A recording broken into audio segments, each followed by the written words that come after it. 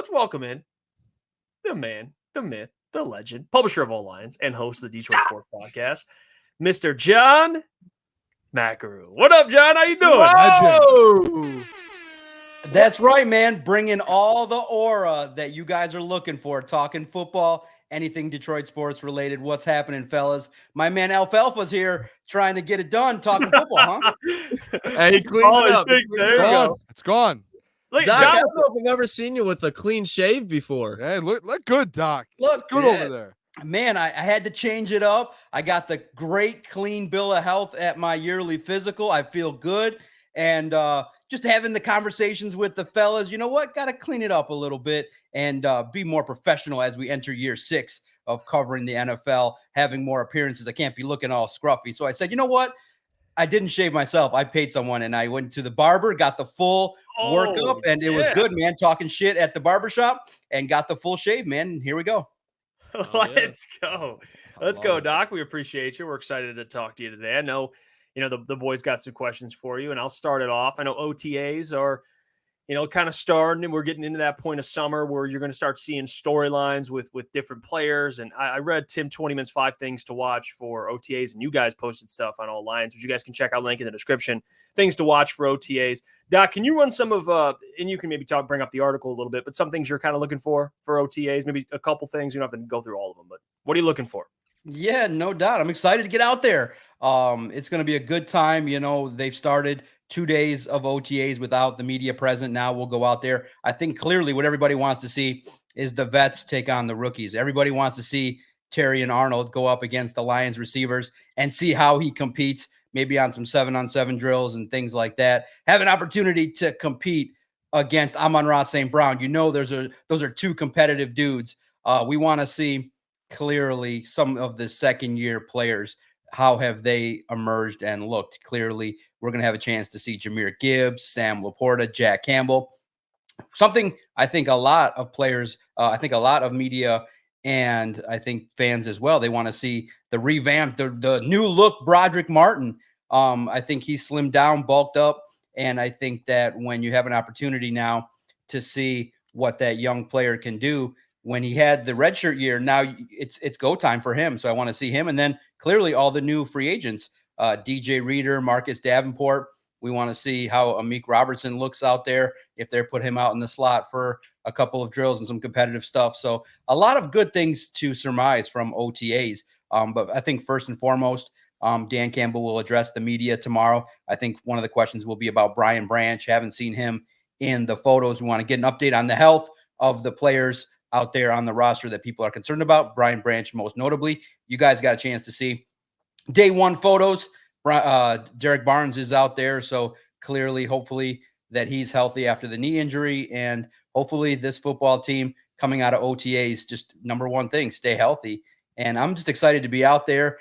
Bring it all. It's just a great time of year because it really does represent a new time. And then really, quite frankly, the new $50 million man. I want to see the $50 million quarterback throw that football. And does he have the new aura of new money? So it'll be great to see. Oh, you can never discount the man that with the swagger and all the photos, Jameson Williams. Everybody wants to see this guy go out there and dominate, look like the best wide receiver out there on the field. Yeah, that's great transition there, Doc, because my question to you is we had the conversation yesterday as well, and I think we saw it on your page about the Robert Woods potential, projected where they could trade for him because of the connection with Jared Goff. And we did have that conversation on our show yesterday as well, breaking that down a little bit. And I was more so on the side to where, hey, I wouldn't, again, we talked to you about it a couple of weeks ago. I wouldn't mind bringing just a 4th or 5th guy in there as a vet to just kind of push that room a little bit. What are your expectations for this wide receiver room? I know we've spoke about it with you before, but with that article with the Robert Woods thing, do you see Brad saying, hey, I want to bring more competition in here because we do have younger guys and a guy like DPJ who only has that 1 year? Do you see that competition getting brought in? And even if they don't, what are your kind of expectations for these guys in OTAs? Yeah, it was funny. My other writers that are at All Lions had dueling stories there. Well, I think with Robert Woods, my opinion is the cap number that he's got, 16 million, is a little bit high. So I would wait. The first story that we did was, hey, that day, we said, hey, there could be a handful of guys that are cut. I think Robert Woods could be a target that come training camp, by the time final rosters are set, could be a cap casualty. So I would wait. And then the other writer decided to say, hey, let's just look at what would happen if the Lions needed to trade for him. And I was like, okay, it's interesting. Good stuff to submit. I think that anytime there's familiarity with a quarterback, you realize that Robert Woods had the best run of his career with Jared Goff. And so now when you have a good football team, guys that are north of 30, maybe on the decline elsewhere, could come in here and provide you with some stability. But I think with Robert Woods, you see his numbers declining. I think that when you look at it, I think when we posted that story, then everyone was like, wait a minute, I know you're looking at receivers. If you're going to start doing the wheeling dealing, Doc, maybe you need to turn your attention to Treylon Burks and maybe get him from the Titans if he's kind of the odd man out. Burks kind of is a guy that kind of is intriguing as a project that could come in here. And look, I think everybody's always liking to play GM and looking at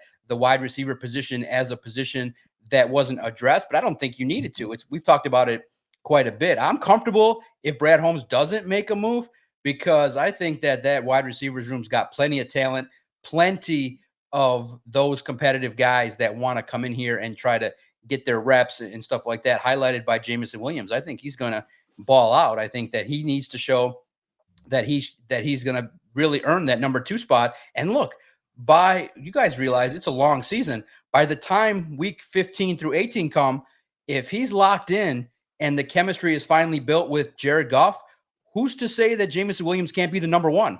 Regular target, speedy receiver, if he understands the routes where he needs to be. I think that this is a player that, when the coaching staff says, hey, you need to earn your spot to be number 2, he should be like, you know what, I want to earn the number 1 spot. Give me the football. And for a player of his caliber, getting a lot more targets and a lot more contributions is going to just be great for this offense. Everybody wants to see it. And hopefully the chemistry is built. And then you look at the rest of the wide receivers. Jared Goff said it himself. He's like, wait a minute, why is everybody kind of downplaying Khalif Raymond and Donovan Peoples-Jones? They're good players. And they expect that, hey, being in the system a little bit more for DPJ will allow him to kind of fulfill his potential. And Khalif Raymond is a solid veteran. So I think the wide receiver position, I've said it quite a bit, I don't think people have to worry about it. But if you go out there and you add talent, there's nothing wrong with that too. But I think right now at the receiver spot, you can be pretty comfortable looking at the depth chart top to bottom. Doc, thank you for saying that. I was explaining that yesterday, saying I'm fine with our room, but I do not hate if you go out there and if Brad adds talent to push some of these guys on the back end. I think that's a positive thing for this football team, especially with losing a guy, Josh Reynolds. I don't think it hurts. You're the man, Doc. Kind of like the wide receiver position of the defense. You can look as the safety room, and a player that I'm really surprised hasn't gotten more talk this offseason is Ife Melifonwu. And watching him going into OTAs, I feel like he's a player that could start on a lot of NFL teams. But in order for him to start on the Detroit Lions, I feel like he has to pass up Brian Branch. And I don't see that happening. So if there were to be a way, if I'm wrong, what do you think there's the route for Ife to be a starter on this Detroit Lions team? Man, look, I know Ife, clearly was an investment that the Lions made early on in Brad Holmes' tenure. Good player, but the reason why you don't really talk about him a lot is because he just burst onto the scene the second half of 2023. He was kind of off and injured, and they keep moving his position. But I think clearly he's going to compete really hard to be one of the starting safeties. And early on, he might have a leg up on Kirby Joseph because Kirby's not going to be there. So I think clearly that, Brian Branch, you heard that they may have him at the safety spot a little bit more. I'd be hard pressed to see if he's a safety full-time, knowing that Ife and Kirby Joseph are, I think, a great combination if they're both healthy. If Atu Melifonwu was a physical, I think, prototypical safety that you would want that can get up in the box and blitz and bring pressure, solid tackler. I think that he's kind of the model for the draft and develop system in that, hey, this is a guy that wants to compete for an opportunity. And look, it's a contract year, I believe, for him as well. So he's got to prove himself to get out there and handle business. So for Atu Melifonwu, I think that, many people are talking, well, does he play a little bit more at linebacker on the outside? I don't see that. I think he's a solid defensive back that I think is going to prove himself. Number one thing for him to be out there is to stay healthy. And I think if he does, if that guy's healthy, I think you got yourself a prototypical safety that can do a lot of things. And he could be one of those guys that, quote unquote, could have a breakout year in 24.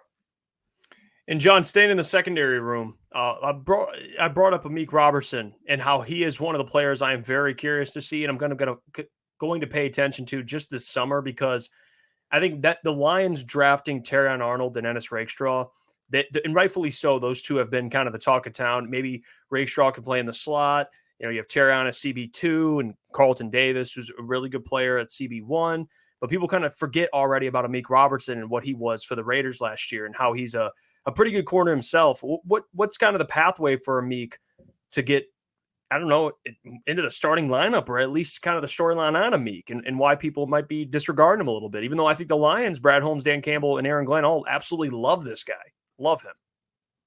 Yeah, they love his compete level. They see a guy that, quote unquote, is undersized, still battling out there. And look, I think that, early on, most people believe that he's got a shot to be, one of to earn a lot of reps at nickel corner. But yeah, I know it's going to be a nice competition with Branch for time. But here's the thing. Here's the best part. I know people say starter, but I think that when you look at it, more relevant is play time percentage. And I think clearly he's going to earn some. He's going to be out there in terms of snaps at different opportunities. Here's the blessing of having so many solid defensive backs that you trust. If they're in the mold of what Aaron Glenn likes, then you have different options to mix and match, where it doesn't matter who's out there series one. It just means that, okay, let's count how many reps they do get. And I think that the blessing is that that's another vet that can be there and working with Ennis Rakestraw to kind of teach him the ropes a little bit, be a mentor in the room, understand the versatile guy that at certain spots against certain receivers, you can play him on the outside. And so that's why, if you guys pay attention to what Aaron Glenn says, and he's also, I believe, going to speak on Thursday, they don't say nickel corner. They don't say outside corner. They just say defensive back. And they want to be able to put different guys at different spots against different matchup. And it's really a matchup-based defense. And now this is the opportunity that the Lions do have, that if everybody's healthy, the defensive backs, I think, can execute exactly what Aaron Glenn can want in different packages, in sub packages, dime packages, the opportunities where you want to play press man, or in different situations where you want to be in zone. You want to have good communication. I think a veteran of Amik's caliber is pretty solid. The problem is, though, is that he's undersized, is that if you're going to put, like, and a lot of these, the offenses are putting a bunch of receivers in the slot as well that are prototypically on the outside. So you're not going to have Amik Robertson match up against Justin Jefferson when he's in the slot. So it's a tough situation for him, but he's a battler. He competes, but at the same token, you recognize too that there's going to be some challenges inherently that he faces. And so that's why I can't wait to see, as training camp and mini camps happen, I'm curious to see if Rakestraw does end up getting a little bit more of the reps as the season goes on. Early on, it would be Robertson, in my opinion, but later on, you're hoping that Rakestraw kind of emerges throughout the course of the season. Yeah, real quick too, just to follow up. I mean, people don't even mention Emmanuel Mosley. I know he got 2 bad knees, but I've heard some comments, and I'll check out the comments. A lot of people, Lions fans are kind of high on him too, on what he can be what he was pre-injury, I guess. But you kind of think, John, like, where does he stack up in all this? It is a good thing to have. If you have injuries, you have plenty of corners, but Emmanuel Mosley is kind of a guy too, John, where it's like, what does he look like this summer? Exactly. That's what we got to determine. What does he look like coming back from injury? It's going to be something to see, because it's just really unfortunate. The luck, unfortunately, for Emmanuel Mosley, 2 significant leg injuries. We did a story at All Lions looking at, okay, what can Emmanuel Mosley bring? Look, it's a physical press man corner. He can do some things.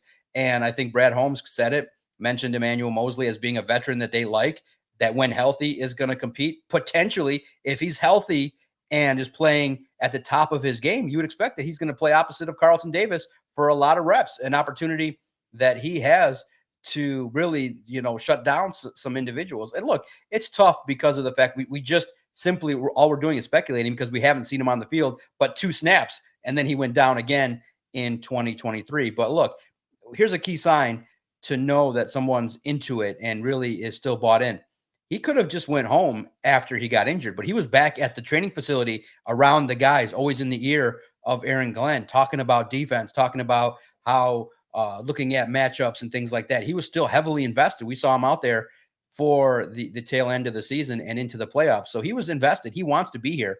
So I think that, and Dan Campbell said it too, that if there's a guy that you can count on to do the work, to rehab and be out there on the field, it's Emmanuel Moseley. So when you have a gritty guy that's competitive, let's just hope he stays healthy so we can see what he brings to the table. It's a low risk contract, but it's one in which I would not have made. I think it's risky when someone has those significant injuries in terms of speed and how fast he's going to recover. But nowadays, you never know. If he comes back strong and healthy, that just is going to bode very well for that defense.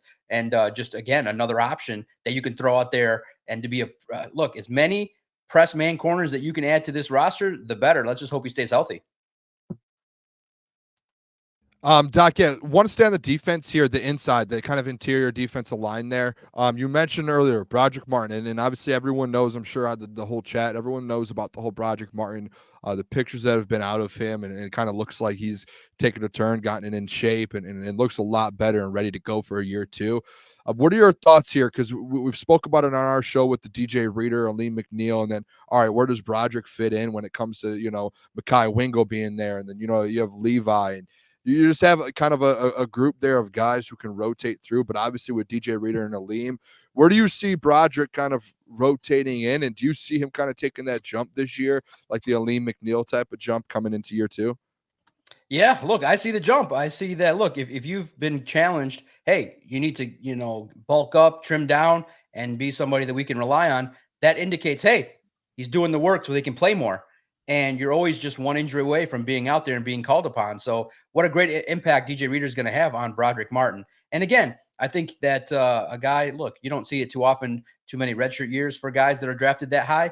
But hey, Broderick Martin, I expect to get up there into the 30 to 40% of defensive snaps by the end of the year, getting opportunities to be there on downs where you expect runs. I think he's going to be a run stuffer. I think that, man, when you have early down options to put in a Broderick Martin or to give DJ Reader a spell, if a drive is going on a little bit and you need someone in there and throw him out there, Broderick Martin's going to be given a chance. And I can't wait to see training camp when he gets the full opportunity in pads to go up against the Detroit Lions offensive line. That's only going to make him better as he battles throughout the year. And look, this is the best part of this time of year is you get to see, okay, how hungry are you? You know that you're going to be slotted behind DJ Reader on the depth chart. But hey, if you go out there and shine and you're responsible in your gaps and you handle business, there's no sense that, hey, you can earn more. Look, the Lions, the best part about their organization is they're very fair in that, hey, if you're playing well and they think that you can have an impact, they will move somebody out and put somebody playing less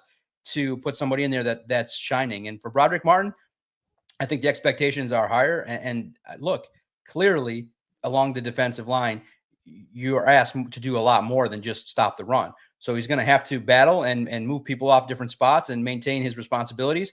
And if he can show he can do that in camp, man, Aaron Glenn's going to be very, very happy with the depth that they got on the defensive line. Oof. And we haven't even talked about the vets in Kaminsky and those that are potentially going to compete as well along the defensive line. So it's just a great option to have. A lot of good things to talk about with the Lions defense going into camps, at least.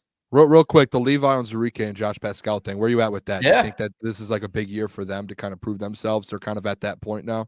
Yeah, a lot of guys. Look, I think the guy that is going to be on the list to get cut is Levi. Look, I just think that when you're coming back from those kind of injuries, that he's going to need to show a lot more. I think the Lions are very high on Josh Pascal. He's going to need to also take that jump as well in order to stay on this football team. But I think he can bring it. And you saw glimpses of it for Pascal. He just got to do it more consistently. Look, you can have a good game. You can have a good run. But for the Lions, they want consistency throughout a longer stretch. They don't want you to have one good game and then disappear for 2 games. They need constant pressure, constant doing exactly what your job is.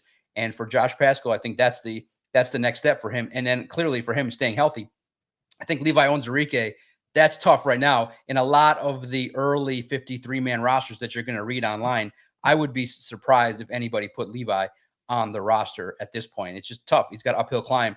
So for him, he's got to show it. Look, give him credit to battle back from that injury. He's a warrior. Most people would not battle back from the severe back situation that he was dealing with. But at the same token, now it still puts you behind the likes of Josh Paschal on the depth chart. So he's far behind, and he's got to show a lot. Levi Onwuzurike, man, could you imagine if he comes back and lights it up? It's a good problem to have when you have too many defensive linemen. And guys, I think this is also, I know you've seen the rankings and the lists and things like that. In years past, when Lions players would get cut, they would be gone from the league. Nobody would pick them up. Yeah. This year, when the 27 cuts happen, I can see at least over 50% of the guys that get cut end up on other rosters. That's how good the Lions have put together a 90-man roster right now. And I think that when you clearly see the depth charts right now, when you see the competition all across the board at every spot, when these guys end up, if the decision's made that they're not going to be part of the active 53-man roster, I think you're going to see them a lot of these players sprinkle across the league. And kind of staying aligned with the defensive line, Doc. You just talked about DJ Reader, and a guy that he's going to no doubt have a huge impact for is Alex Anzalone. I mean, if you looked how Logan Wilson has been playing in Cincinnati, he's been playing out of his mind for what a lot of people thought he was going to be. And I think a lot of that has to do with DJ Reader. And then you take into the perspective, okay, you took Jack Campbell 18th overall next year. I think Anzo's on a mission. I think he's going to be playing a little bit better than he did last year. But where do you think that aligns as far as will Jack Campbell still be able to replace Anzo like most people thought, at least at that number one Mike spot? Okay, you're talking about my expectations for Jack and Alex and how DJ Reader plays a part. I think it's look, when you have a defensive line like this and you have the opportunity, it allows the linebackers to continue their growth. Look, it's kind of a forgotten situation, but look, you look at Alex Anzalone and the plays that he made in coverage, he got better. I thought that his tackling was outstanding. Yeah, there were stretches where he struggled, but for Jack Campbell, I think he's the player that a lot of people are looking to take that jump and to earn more playing time and to earn opportunities. Maybe look, I think that it was interesting that they used him on the outside his rookie year to bring pressure, but I don't think that's his exact strong suit.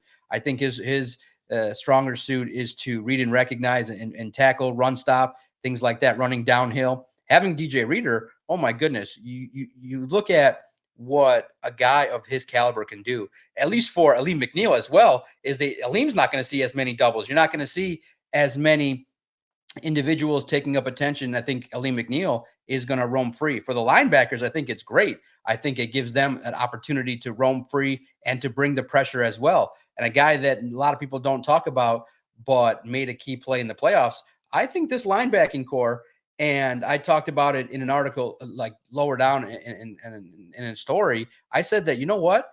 You're even going to get contributions from Jalen Reeves-Maybin, who's a special teams ace, but showed on third down that, hey, he can make some plays as well. But you're absolutely right. I think that Alex Anzalone is going to continue to showcase what he's all about. He's consistent. He does everything that you would want a leader to do, the defensive captain. Jack Campbell, I just think needs to take steps forward. And I think that'll be one of the great questions to ask Dan Campbell and Aaron Glenn is going to be, okay, now that Jack Campbell is in year 2, what more responsibilities are you willing to give him right now as he showcases what he's about? And I think he's got to showcase a little bit more because he struggled his rookie year. It wasn't as good a rookie year as I thought he would have. It wasn't terrible, but I thought it was an average rookie year for Jack Campbell. Real quick, Doc, just to follow up with it, what do you think about Derek Barnes? Yeah, I know you guys have a little bit of a bromance. Yeah, Derek. I think that he's competitive, and I think he wants to continue to show, hey, I'm not just a guy that was just out here. And he definitely, look, sometimes it's the blessing in disguise. When you draft somebody else, it's the blessing in disguise, and that Derek Barnes naturally took offense to it in a healthy way. He's competitive. I think that he's going to also really strive and compete at the highest level. I think that you have a solid linebacking core, and we're not even talking about Malcolm Rodriguez, who got pushed out.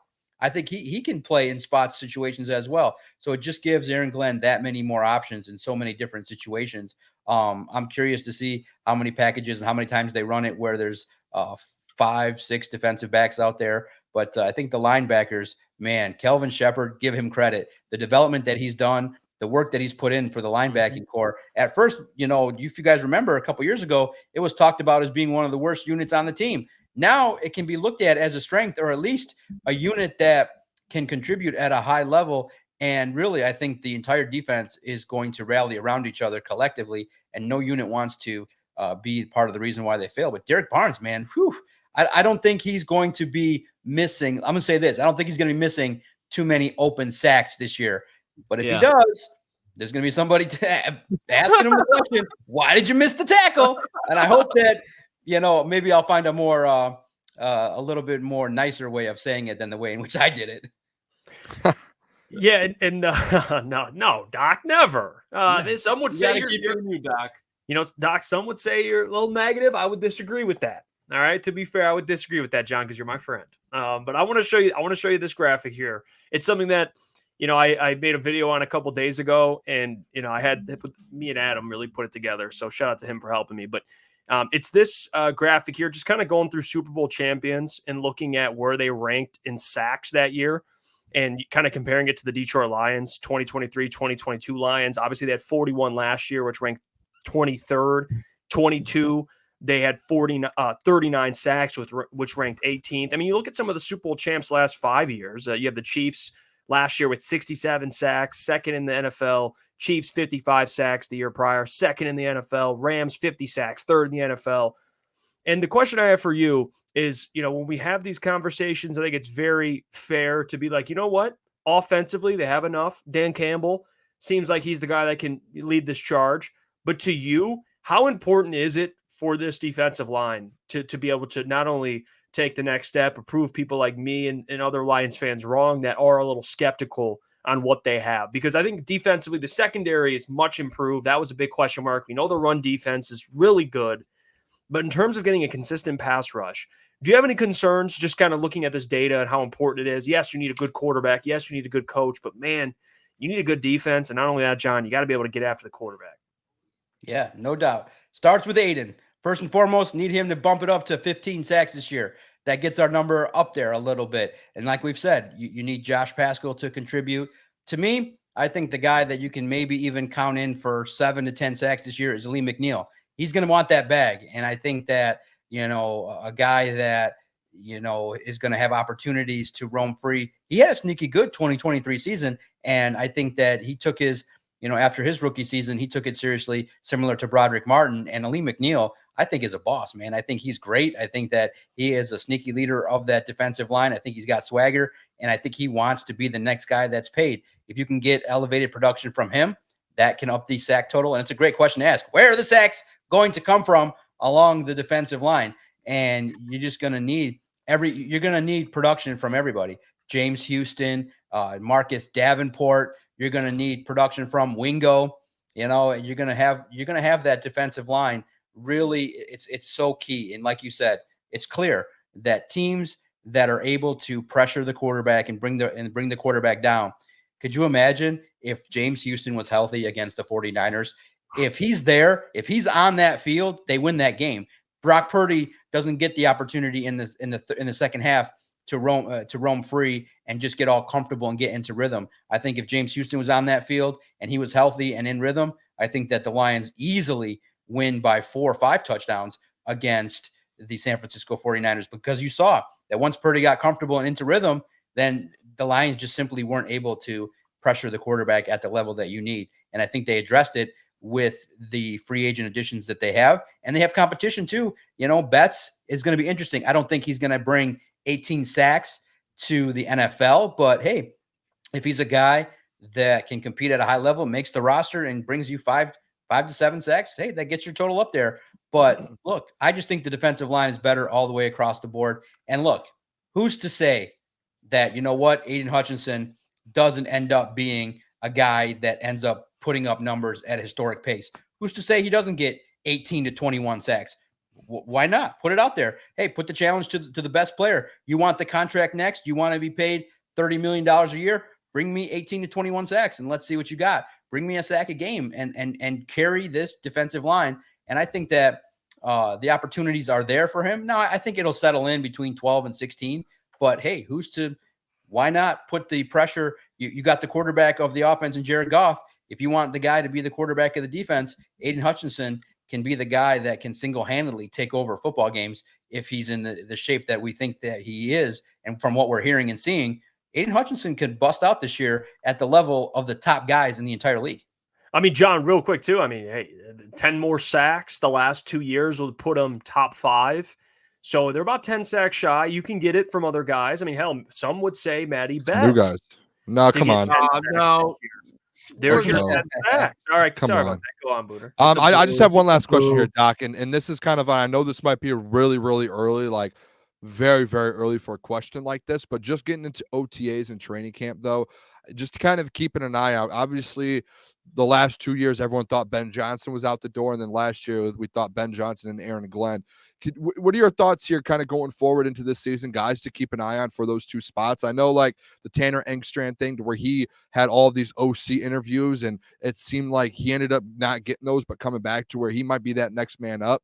I know Scotty Montgomery's in that accelerated head coaching program for on the offensive side as well. And then on the other side, maybe the Kelvin Shepherds. Lucas talks about him a lot. But where are you at? And like, who are some guys to keep an eye on? And if you had to pick a successor as of now going into training camp for fans and listeners to kind of say, hey, keep an eye on these guys, who would that be for you? Yeah, no doubt. You said it. It's real interesting when you look at it. You know, here's the thing. For Ben Johnson, if you've passed down opportunities a couple times, he's still in his late 30s, still very young. Who's to say that he doesn't come back for another season? That would be crazy. If Wow. if you know they get to the Super Bowl and it doesn't happen, I think for sure Ben Johnson is the kind of guy that is a man of his word. He wants a ring in Detroit, and I don't think he leaves until he gets it. So if we talk best case scenario and Lions win the Super Bowl, then you probably are looking at Ben Johnson and Aaron Glenn getting strong opportunities. And you said it. I think Kelvin Shepard would be the clear favorite. I think that the work that he does, he's got that mindset that he's one of those tough individuals. But don't sleep on Terrell Williams, the defensive line coach. I think that this is a violent individual that brings the passion and is an individual that preaches, hey, get after the quarterback and handle your business. I thought the Lions made a mistake in bringing an inexperienced defensive line coach last year after Todd Wash left. Look, no offense to John Scott, but I don't think he was up for the job. I think that it's overwhelming. And now to get a veteran in there, look for Terrell Williams, I think, to handle business. But yeah, Kelvin Shepard. And like you said, Tanner Engstrand, I think, is a guy that's very much being groomed to be the next offensive coordinator.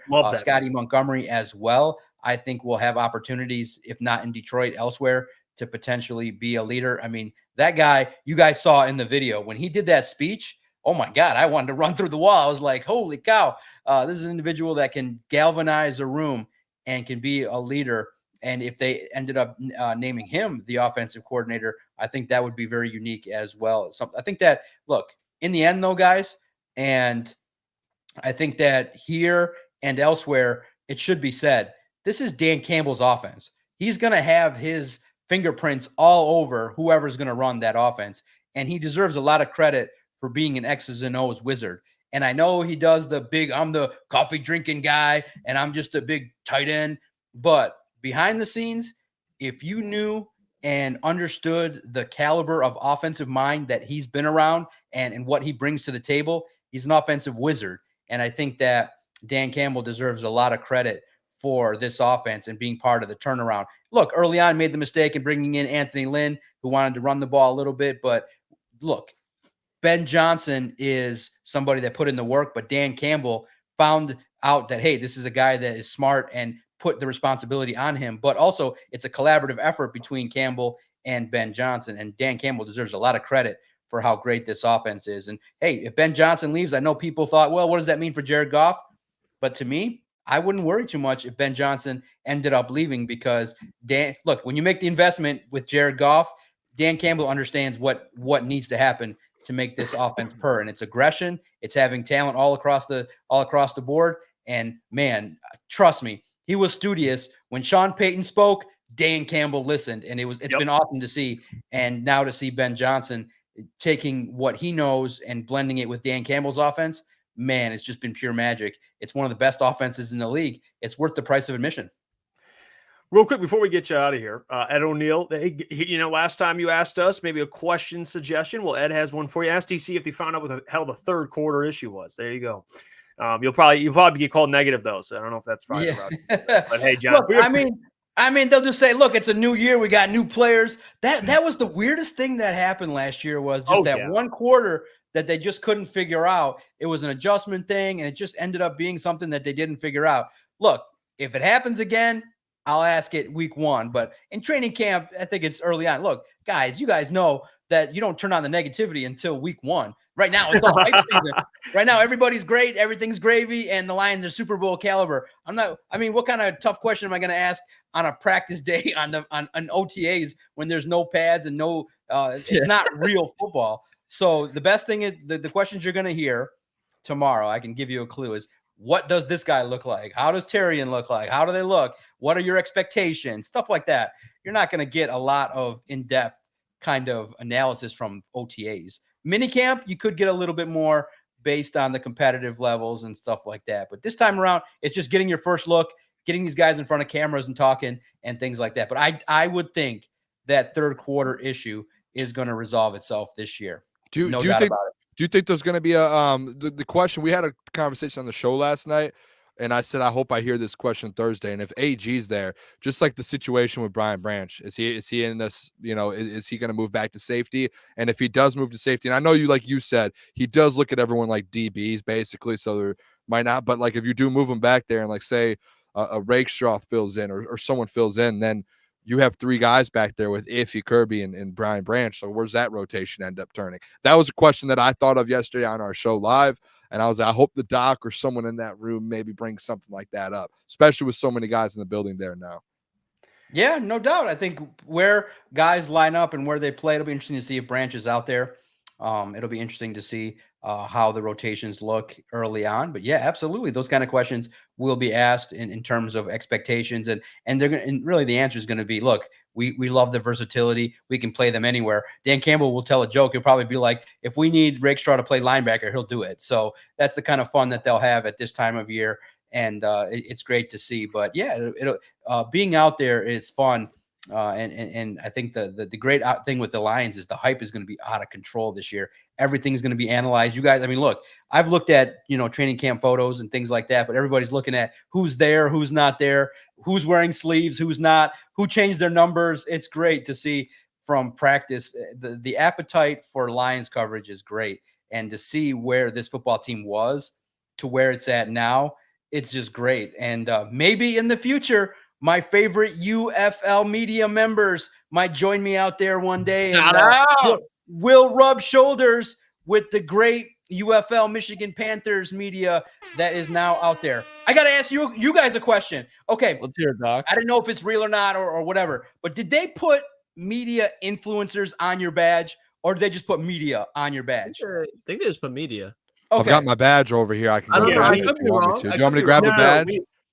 No, I'll explain because we shout out to Adam from Honolulu Blues. He was down there with us. His badge had an influencer on it, which was it was just how it was. And then for us, it said media. So it didn't have influence. I thought, okay, look, when you put that on a badge and you put that publicly, it kind of diminishes the word media a little bit because influencer means, hey, we're looking for attention. And yeah, media is out there to cover it. But I was looking at that and I'm like, wait a minute. Look, you ain't going to get 20,000 people at Ford Field to watch the Panthers if I covered it. So it wouldn't matter. So I'm proud of you boys for getting out there. But I'm a little disappointed. I didn't see Jake Bates out there. I didn't see you guys talking to him. Where's he on the show? What'd you guys do out there? Just pose for pictures? Where's the inside analysis? We'll up our game, Doc. We got you. Listen, I am I could be a UFL connoisseur. I want to know about the great Spartan Brian Lewerke. What made him tick? Why is he doing? I want to know what's going on with Brian Lewerke now that he led them to the playoffs. What's going on with the head coach Nolan? So you guys, if you're going to go out there, bring us some juice. Let's go. I don't know jack shit about the Panthers. I don't watch nothing but Jake Bates. Noted, Doc. That's fair. Locked in, Doc. We're learning. Now we're locked in. Doc, I got a question proposal for you. Can you be the crowned Unk of Crunch Time? If we just refer to you as Unk from now on? Absolutely. Listen, right. I like that. Unk. Listen, anything you want to call me is great. Look, man, I was proud to see you boys hustling, and I know you're doing great stuff. I think that your boys' trajectory is like sky high. It's amazing to see what's going on in Detroit sports and how much coverage there can be. And the information nowadays with all the sports and everything going on. And to me, I don't know, I feel like the universe in some way, because, like I said, I don't want to talk too much about myself, but I just feel like digital broadcasting podcasts for so long battled the perception that it wasn't real media. Right. And then I just come across, I'm sitting there watching TV last night, and all of a sudden the commercial came on for Stephen A. Smith's 3-part documentary about the decline of traditional newspapers and the rise of digital media, debates, podcasting. And it made me feel great because more voices are out there. The media world is completely changing. It's looking different. And I always felt that podcasts, when I first started, when I got into it, I said, look, if I screamed it the loudest I could, it would be podcasts are real media. People have opinions. People can deliver content in that form. And to see you guys take it to the video platform and digitally and grow at what you did, like I said, you helped me grow my game. And now to see, look, if you want to call me Unc, no problem. But to be honest, if you want to be respectful, you can call me the Godfather. That's what I am, baby. Because I was one of the first, not the first, but I'm one of the first podcasters that did a weekly show. We're going to drop episode 564 tomorrow. And I challenge you to find anybody else that's going to put their podcast number in a series in the 500s. It's not there because either they don't last or they didn't do it the right way to let everybody know when they started. I'm at 564 consecutively, and I'm proud of it, and I'm proud of what you guys are doing because the more stuff you do, the Podfather, there you go. Love that, too, the Podfather. That is unbelievable. I mean, I got so many names now, I can't remember them all, but the blessing of doing this, and it's just fun to do, man. I get excited and to see what you guys, and there's more stuff coming. I think that you guys are going to take it to the next level, and everybody else doing it at different spots too are just making it all better for everybody. And the more voices, the better. So again, if you guys go out there, yes, taking pictures is great, but you also got to deliver the goods too. I want to know. Brian Lewerke. I don't know. Listen, I'll be honest. The Michigan Panthers is a tough sell because nobody knows anything about what's going on. And I think they could do a better job of highlighting, besides Jake Bates, highlighting a little bit more of the talent that they got. And maybe I'll look for it. But if you're going to go out there, bring the coverage. It's great because if you're media, you have a job to do, and that's to bring information to people that aren't there. And I've never stepped foot at Ford Field to see the Michigan Panthers. So I want to know. Yeah. It was a great experience. I mean, we tried to capture as much content, but in terms of like interviewing players, Doc, I'm not gonna lie, we were a little timid. It was our first time doing media. Okay, I'm glad you admitted it. Okay, that's why. Like we saw like Brian Lewerke and Jake Bates walking by, and like I feel like you're at a part in your career, John, where you've done it so much. You'll just be like, "Hey, Jake, quick." Like exactly. I'm kind of like, you're kind of sitting there like, I don't know if next time. Yes, you are correct. We're going to fucking interrupt these guys. All right. Yeah. Look, the worst they can say is no. The worst they can tell you is, sorry, I'll get you next time. No worries. The more you do it, the better. Yeah. It's nerve wracking. And hey, the best part is that when you start asking these questions, then you got to actually listen to the answers so that you can keep the conversation going. And so it just gets better the more you do it. So get out there and do it. Keep on it. Because for me, it wasn't football that started my media. I started Neil Rule, man, kind man. That man is a saint. And he let me cover Oakland basketball when I had no experience. I just sent him an email. And after talking to him, he said, yeah, come cover Oakland Golden Grizzlies. But I covered it wall to wall for 2 seasons from the time that Campy would start camps till the end of the Horizon League. I saw some of those heartbreaks in person. And I was like, okay, if I'm going to start covering sports, I'll cover Horizon League. And I covered it wall to wall for 2 years. And hey, if you're going to do it, you have the opportunity to go out there and tell some stories. Yeah. And I think clearly the tie in with Jake Bates and the Lions is right there. So here's the free advice. Message those people that you messaged before and ask for Jake Bates to be on this show. The worst they can do is ignore you. Get him on this show. I want to hear. Let's do it. I want to see Jake on this show because if you don't, then I will. Hey, I'm not going to lie to you. We're getting Jake Bates. We're getting Jake Bates. I'm not going to lie to you. Might have sent an email out. Got ignored, but I'm going to follow up. Let's hit him up. Oh, you guys are at the ignore phase. I love it. Yeah. The ignore phase is the relationship. The ignore phase is the fucking worst. I was like, it bothered me the most. Like, just tell me no. So then it made me a pest because then I just started emailing a lot more. And I was like, all you can do is say, we respectfully decline. The ignore phase is horrible. But I think that just keep emailing. The next, like I keep telling you, keep recording, keep emailing. They'll eventually say yes. Hey, Doc, what years did you cover Oakland? What were the years?